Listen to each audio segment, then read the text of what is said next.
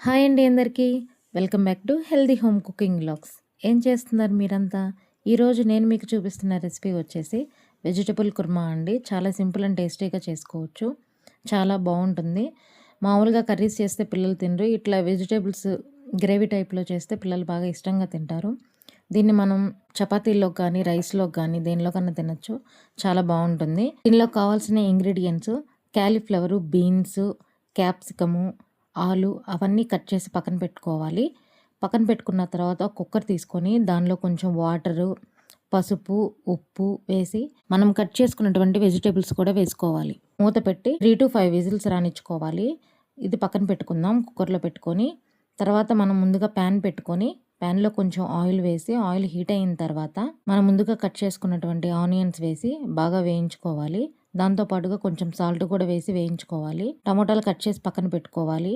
Salt వేసి onions వేయించుకున్న తర్వాత దానిలో కొంచెం మనం ముందుగా కట్ చేసి పెట్టుకున్నటువంటి టమాటా ముక్కలు వేసుకోవాలి. కొంచెం వెల్లుల్లి, జీలకర్ర వేసి బాగా కలుపుకోవాలి. అవి బాగా కలుపుకున్న తర్వాత జీడిపప్పు వేసుకోవాలి. గ్రేవీకి సరిపడా జీడిపప్పు వేసి బాగా కలుపుకొని మూత పెట్టి మగ్గించుకుందాము. ఇవి మగ్గేలోపు మనం కుక్కర్లో పెట్టుకున్నటువంటి వెజ్జీస్ ఉడికిపోతాయి.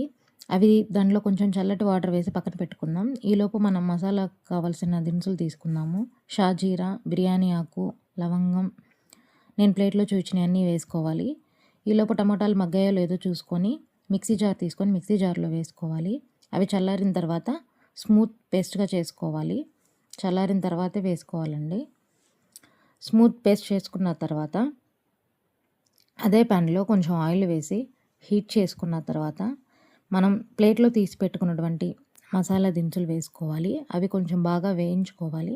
అవి బాగా వేగిన తర్వాత మనం ముందుగా మిక్సీ చేసుకున్నటువంటి గ్రేవీని వేసుకోవాలి.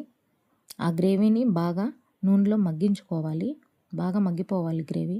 ఒక 5 నిమిషాలు మగ్గించుకున్న తర్వాత గ్రేవీ మగ్గిందో లేదో మూత తీసి చూసుకోవాలి. దానిలో కొంచెం కారము, పసుపు, ఉప్పు సరిపడా వేసి బాగా కలుపుకోవాలి. వాటితో పాటుగా మనం ముందుగా ఉడికించుకున్నటువంటి వెజిటేబుల్స్ వేసి బాగా కలుపుకోవాలి.